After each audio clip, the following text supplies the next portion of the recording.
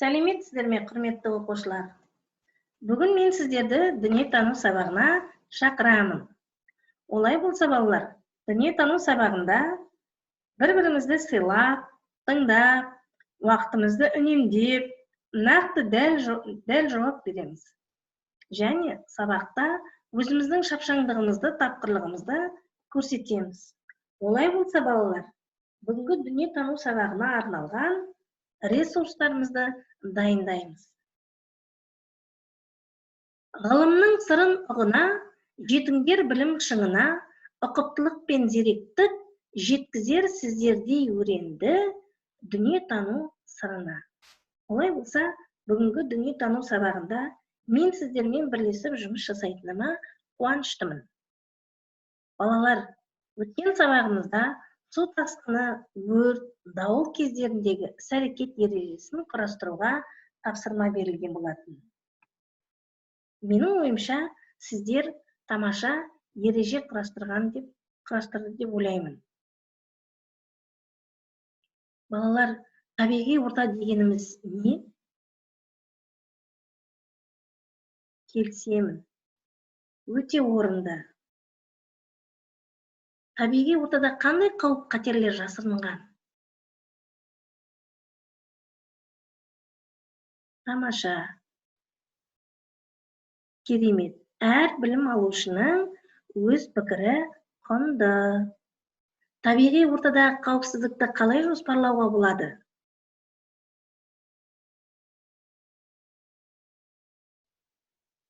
Жарайсың. Табиғи ортада қауіпсіздік ережелерін сақтау неліктен маңызды деп ойлайсың?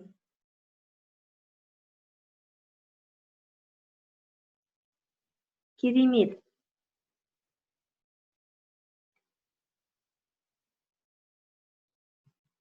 Балалар, табиғи орта дегеніміз адамды қоршап тұрған табиғат жағдайлары, жанды және жансыз табиғаттың алуан түрлі формаларының жиынтығын айтады.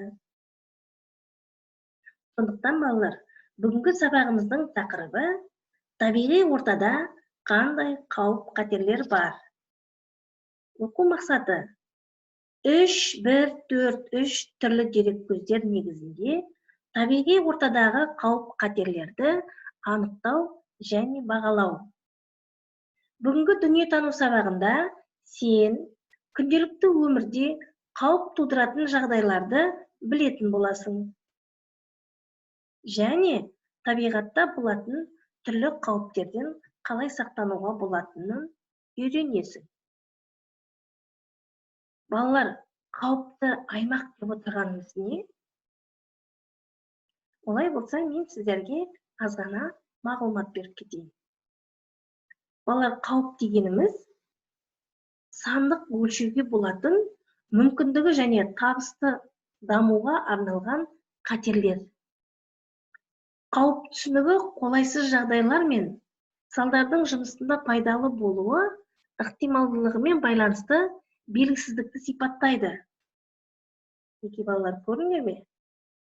Ал енді осы қауіпті аймақта өмір қауіпсіздігі бірге жүреді.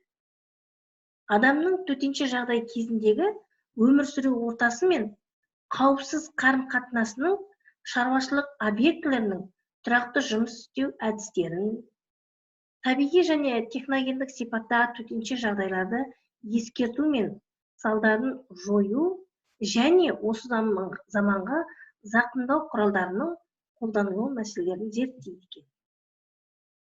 Балалар, қауіпті аймақтың өзі 3 түрге бөлінеді, солай емес пе? Табиғи, техногендік, экологиялық. Табиғи қауіп дегеніміз бұл адамның қоршаған ортамен қарым-қатынасы нәтижесінде және оның өміріне, денсаулығы мен мүлігіне қауіп төнгенде болатын жағдай. Оның табиғи қауіпті түрлері бар. Боран соққан мезгілде, дауыл тұрған мезгілде, циклон, қара құйын, қатты ыстық, құрғақшылық, аяз, найзағайдан кейінгі болған өрттің салдарынан туындайтын қауіп. Ал техногендік қауіп деп отырғанымыз технологиялық процестердің бұзылуы, яғни механизмнің, қондырғының және ғимараттың зақымдалуы. Экологиялық қауіп деп отырғанымыз антропогендік және табиғи әсерлер ықпалынан, соның ішінде дүлей зілзалаларды қоса алғанда, зілзалалар мен апаттар салдарынан қоршаған ортаның жай-күйі бұзылуының, өзгеруінің болуымен немесе ықтималдылығымен сипатталады екен. Балалар, осы бүгінгі сабағымызды меңгергенімізді анықтау үшін мен сіздерге мынандай тапсырма бергім келіп отыр. Қауіп-қатер сөзіне ассоциация картасын құру.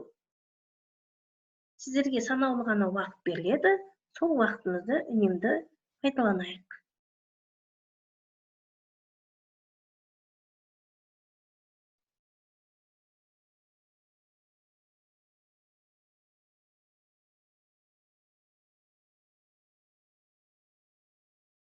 Қауіп-қатер апаттан болуы мүмкін, зілзаладан болуы мүмкін, экологиялық қауіптен болуы мүмкін, техногендік қауіптен болуы мүмкін, табиғи қауіптен болуы мүмкін.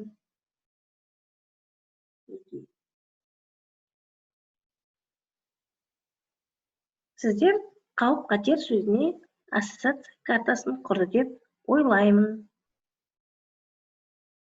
Балалар, мен сіздермен осы бүгінгі тақырыпты меңгергендеріңді тағы да білу үшін я немесе жоқ ойынын ойнағым келіп отыр. Табиғи ортадағы қауіпсіздігін жоспарлаудың дұрыс не бұрыс екендігін анықтау мақсатында. Олай болса, бірінші сұрақ. Жер сілкіну техногендік қауіп-қатерге жатады. Я немесе жоқ. Тамаша. Я. Жер сілкіну техногендік қауіп-қатерге жатады екен. Зауыттардан қалдықтардың бөлінуі табиғи қауіп-қатер болып саналады. Қалай ойлайсыздар, балалар? Әрине. Адамның іс-әрекетінен су тасқыны пайда болады. Адам оны қолдан жасай ма, балалар? Ойланайықшы. Кімнің қандай ойы бар? Әрине, жоқ. Найзағай тұрғанда металл заттардың жанында тұрма. Бұл туралы біздер әдебиеттік оқудан өткен болатынбыз. Есімізге түсірейік. Жарайсыңдар, балалар. Металл найзағай ойнаған мезгілде металл заттардың қасында тұруға болмайды екен. Керемет, мен сіздерге ризамын.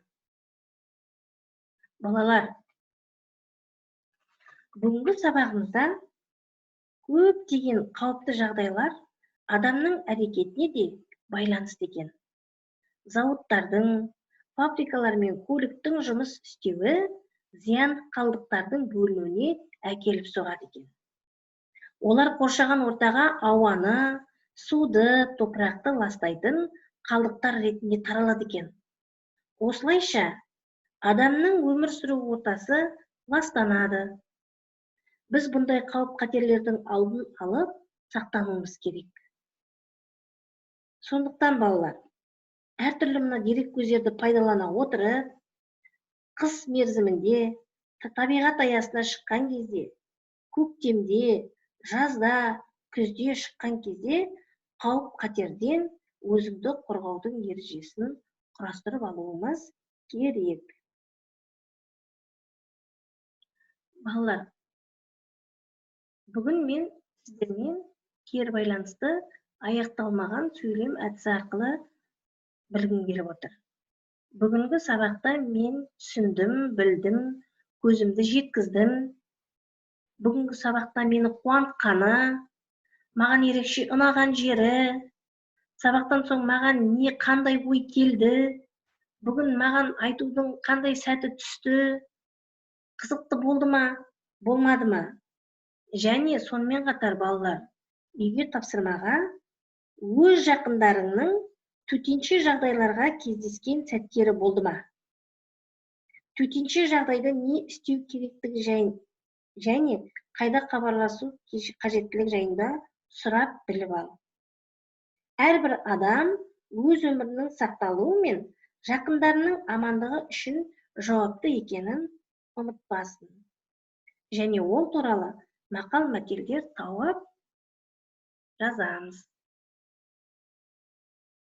Көктемнің күнінде жарқырап, жүздеріңнен күлкі кетпей, гүлдей жайнап жүре беріңіздер.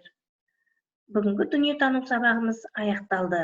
Назарларыңызға рахмет.